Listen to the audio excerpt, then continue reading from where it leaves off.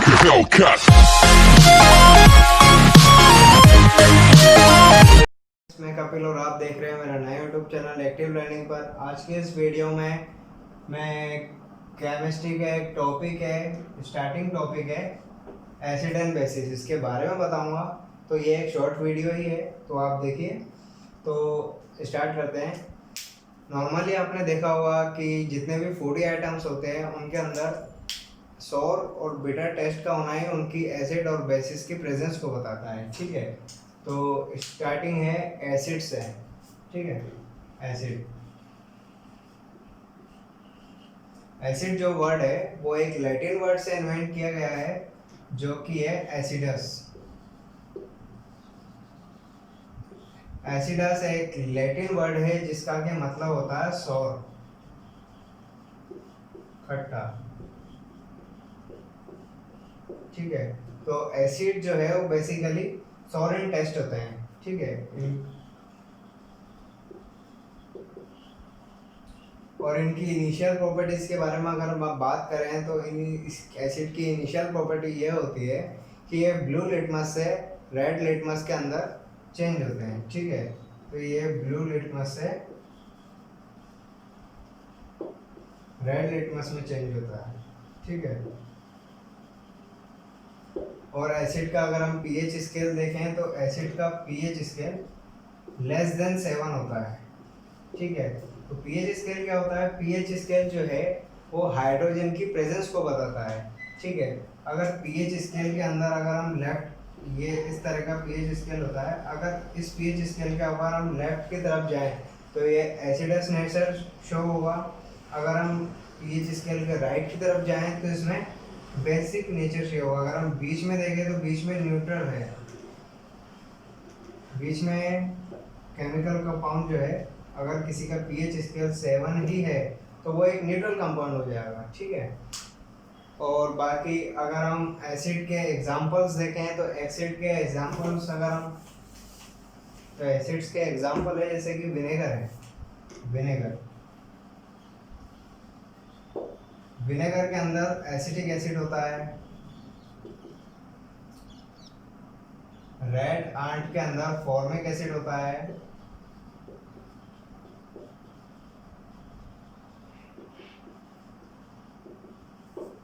Orange जो कि एक फ्रूट है, ऑरेंज के अंदर एक्सॉर्बिक एसिड होता है।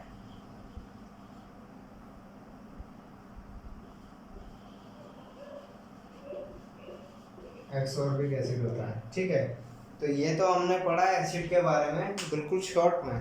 ठीक है, और दूसरा हम देखें बेस।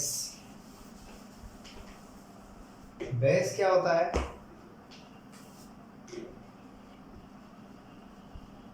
बेसिस जो है वो बिटर इन टेस्ट होते हैं।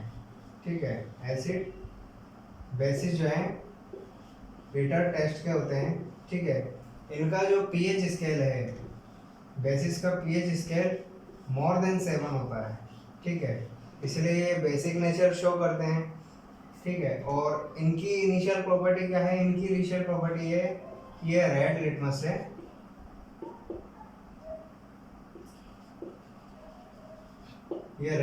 से ब्लू लिटमस में चेंज होते हैं।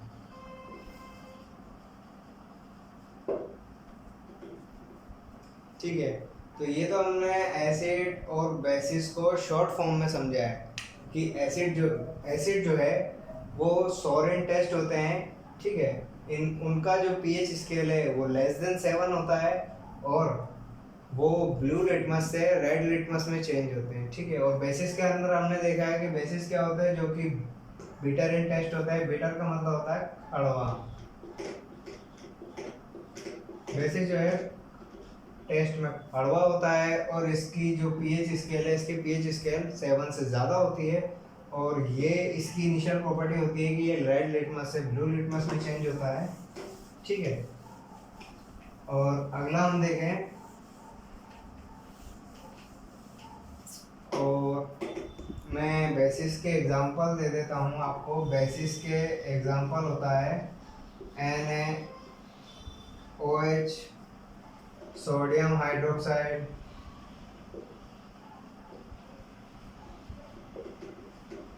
सोडियम हाइड्रोक्साइड है, ठीक है, KOH, पोटेशियम हाइड्रोक्साइड,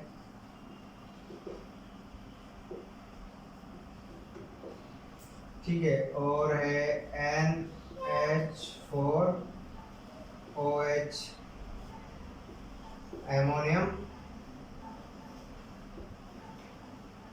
हाइड्रोक्साइड, ठीक है। ये सभी जो है वो बेसिस के एग्जांपल है, और भी एग्जांपल्स है, पर फिलहाल मैंने अभी आपको 3 एग्जांपल्स ही बताए हैं, ठीक है। तो अगला हम देखें कि जब हम एसिड और बेस दोनों की रिएक्शन आपस में कराते हैं तो हमें सॉल्ट प्लस वाटर मिलता है, ठीक है, सॉल्ट प्लस वाटर। तो एसिड के लिए मैं एग्जांपल के लिए HCl ले रहा हूँ, ठीक है, जो कि एसिड है, और बेस के लिए मैं NaOH ले रहा हूँ, ठीक है। जब इन दोनों की रिएक्शंस हम आपस में कराएंगे तो Na तो Cl के साथ और OH H के साथ, ठीक है, तो NaCl और ये HOH के साथ H2O, ये वाटर बना लेगा। तो ये क्या बना, ये सॉल्ट, ये वाटर। जब एसिड और बेस आपस में रिएक्ट करते हैं तो वो सॉल्ट प्लस वाटर बनाते हैं, जो कि ये एक न्यूट्रलाइजेशन रिएक्शन है।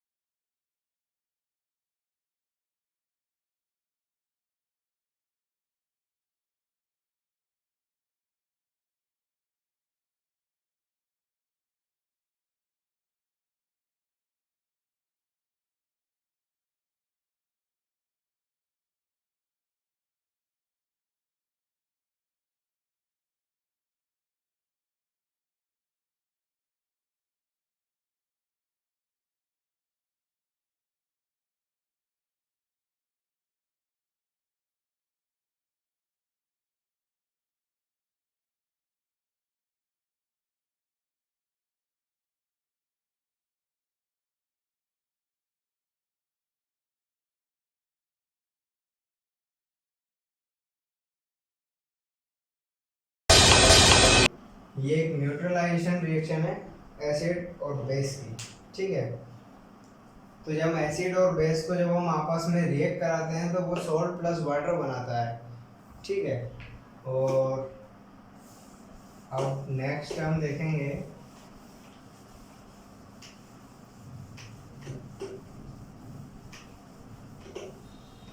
सॉल्ट भी 3 तरीके का होता है, जैसे कि न्यूट्रलाइज सॉल्ट कब बनता है, न्यूट्रलाइज सॉल्ट जब बनता है जब एसिड जो है, एसिड भी स्ट्रांग हो और जो बेस है, बेस भी स्ट्रांग हो। जब एसिड भी स्ट्रांग है और बेस भी स्ट्रांग है तो ये दोनों जब आपस में रिएक्ट करेंगे तो ये न्यूट्रलाइज सॉल्ट बनाएंगे।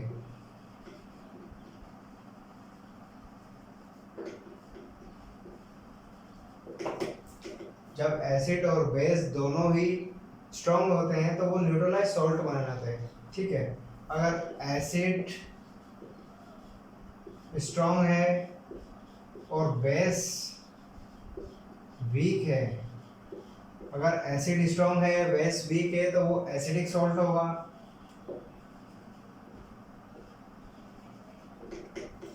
अगर एसिड वीक है और बेस स्ट्रॉन्ग है तो वो बेसिक सॉल्ट होगा। ठीक है। और सॉल्ट्स का हम मेल्टिंग पॉइंट और बॉइलिंग पॉइंट देखें। सॉल्ट का मेल्टिंग पॉइंट और बॉइलिंग पॉइंट दोनों ही हायर होता है। और सॉल्ट नॉर्मली क्रिस्टल फॉर्म में होता है, जैसा कि आपने देखा होगा इस तरह का एक क्रिस्टल है। तो सॉल्ट जो है वो एक क्रिस्टल फॉर्म में ही पाया जाता है। ठीक है। तो ये तो हो गया एसिड, बेस और सॉल्ट्स के बारे में।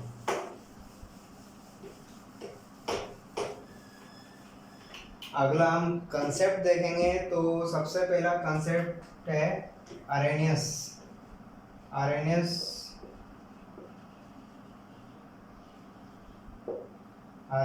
थ्योरी।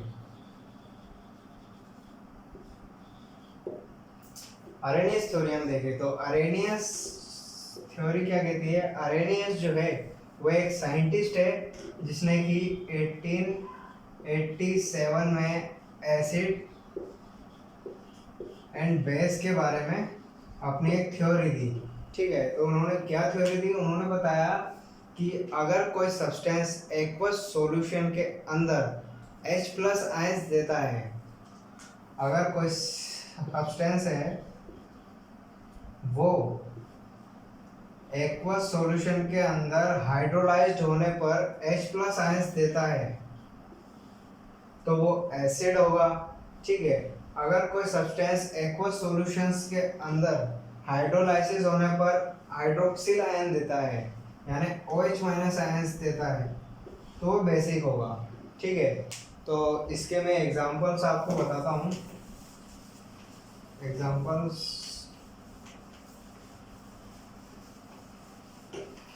इसके एग्जांपल्स में आप देखिए, मैंने सबसे पहले एग्जांपल्स लिया HCl।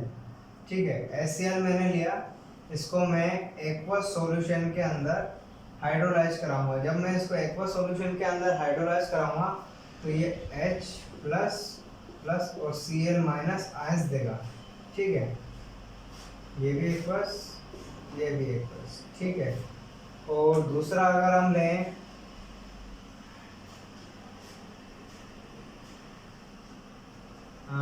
दूसरा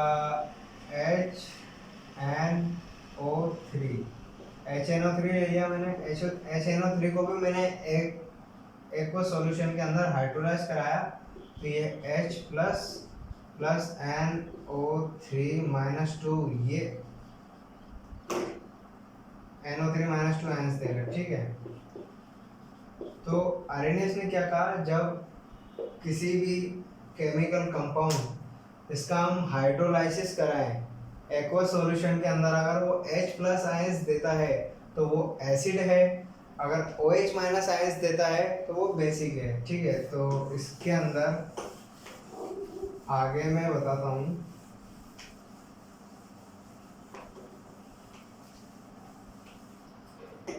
नेक्स्ट हम देखेंगे कि अरेनियस ने ये भी कहा है कि अगर H+ एसिड के जो H+ आयंस है, H+ आयंस अगर वाटर सॉल्यूशन के अंदर कंप्लीटली आयोनाइज्ड हो जाते हैं तो वो स्ट्रॉन्ग एसिड्स कहलाते हैं। ठीक है। अगर कंप्लीटली आयोनाइज्ड नहीं हो पाते तो वो वीक एसिड्स कहलाते हैं। ठीक है।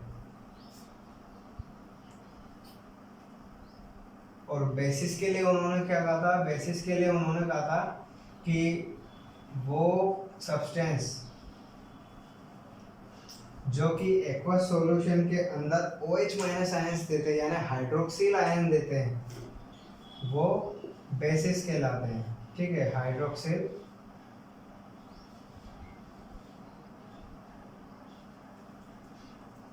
Hydroxyl ion HY।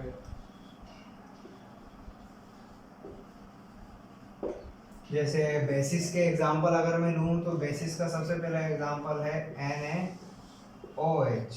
ठीक है, इसको मैंने एक्वस सॉल्यूशन के अंदर इसका हाइड्रोलाइसिस कराया तो ये Na+ और OH माइनस आयंस देगा। ठीक है, आपने देखा कि यहाँ पर OH माइनस आयंस दे रहा है, यानी कि ये बेस है। ठीक है, और दूसरा एग्जांपल मैं ले रहा हूँ पोटेशियम हाइड्रोक्साइड। ठीक है, इसको मैं एक्वस सॉल्यूशन के अंदर इसका हाइड्रोलाइसिस कराऊंगा तो ये K+ और OH माइनस आयंस देगा। ठीक है, तो यही अरेनियस ने कहा था कि अगर कोई सब्सटेंस एक्वस सॉल्यूशन के अंदर OH माइनस आयंस देता है यानी हाइड्रोक्सियल आयन देता है हाइड्रोलाइसिस होने पर, तो वो सब्सटेंस जो है वो बेसिक होगा। ठीक है, अगर कोई सब्सटेंस एक्वस सॉल्यूशन के अंदर हाइड्रोलाइसिस कराने पर H+ आयंस देता है तो वो सब्सटेंस जो है एसिडिक होगा। ठीक है, तो यही अरेनियस ने कहा था।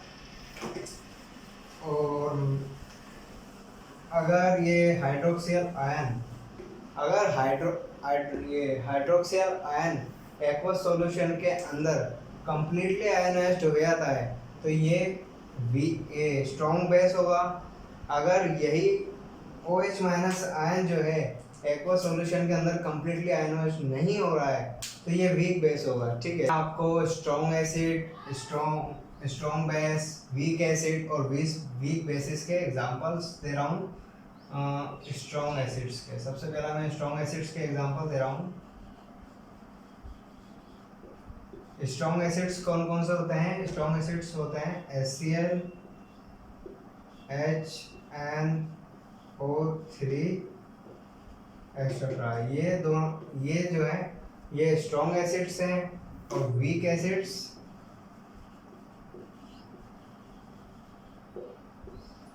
एसिड्स हैं CH3COOH एक्सेट्रा। ये स्ट्रॉन्ग एसिड्स है और ये वीक एसिड्स है और मैं स्ट्रॉन्ग बेस।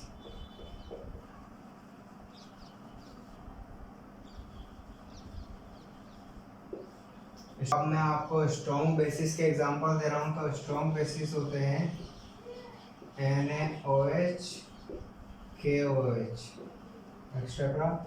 और वीक बेस के नेम दे रहा हूँ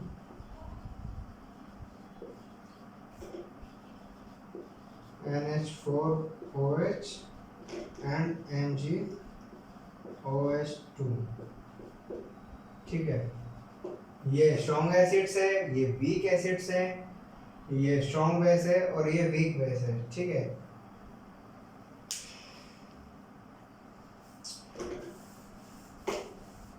और लास्ट बात मैं आपको बताऊं तो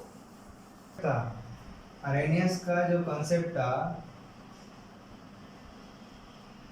अरेनियस साइंटिस्ट ने ये तो बता दिया था कि अगर कोई सब्सटेंस H+ आयंस दे रहा है एक्वस सॉल्यूशन में हाइड्रोलाइसिस होने पर तो वो एसिडिक नेचर शो करेगा। अगर OH माइनस आयंस दे रहा है एक्वस सॉल्यूशन में हाइड्रोलाइज्ड होने पर तो वो बेसिक नेचर शो करेगा। उन्होंने ये नहीं बता पाए कि अगर कोई सब्सटेंस एक्वस सॉल्यूशन में हाइड्रोलाइसिस होने पर H+ आयंस नहीं दे रहा है तो उसका नेचर कैसा होगा। अगर कोई सब्सटेंस OH माइनस आयंस नहीं दे रहा है एक्वस सॉल्यूशन में हाइड्रोलाइसिस होने पर तो उसका नेचर कैसा होगा। ठीक है, तो ये चीज अरेनियस क्लेरिफाई नहीं कर पाए थे कि अगर सब्सटेंस एक्वस सॉल्यूशन पर हाइड्रोलाइसिस होने पर OH माइनस आयंस नहीं देता है तो उसका नेचर कैसा होगा। कोई सब्सटेंस एक्वस सॉल्यूशन में हाइड्रोलाइज होने पर H+ आयंस नहीं देता है तो उस सब्सटेंस का नेचर कैसा होगा। तो इस चीज़ को अरेनियस क्लैरिफाई नहीं कर पाया। ठीक है, तो ये था अरेनियस का कंसेप्ट जो कि चला तो था पर फेल हो गया क्योंकि वो H+ और OH माइनस आयंस के। तो ये था अरेनियस का कंसेप्ट जो कि आपने अभी पढ़ा है। ठीक है, तो अगर आप इसी टॉपिक एसिड और बेस को अगर डिटेल में पढ़ना चाहते हैं तो आप नीचे कमेंट करके बता सकते हैं, क्योंकि ये मैंने शॉर्ट वीडियो भी बनाया है तो मैंने इन सबको शॉर्ट में ही समझाया है। अगर आप चाहते हैं कि मैं एसिड और बेस को थोड़ा डिटेल में पढ़ाऊँ तो आप कमेंट सेक्शन में कमेंट कर सकते हैं, या फिर मेरे डिस्क्रिप्शन लिंक के अंदर मेरा मोबाइल नंबर है तो उस पर आप व्हाट्सएप करके लिख कर भेज सकते हैं, जिससे मैं नई वीडियो के लिए आपको इसी टॉपिक को डिटेल में भी नहीं पढ़ा सकता हूँ। ठीक है, ओके। तो आप मेरे चैनल को लाइक भी करें, सब्सक्राइब भी करें, अगर पसंद नहीं आए तो आप डिसलाइक भी करें। ठीक है, और कमेंट करके बताएं मुझे कि वीडियो कैसी है। Thank you.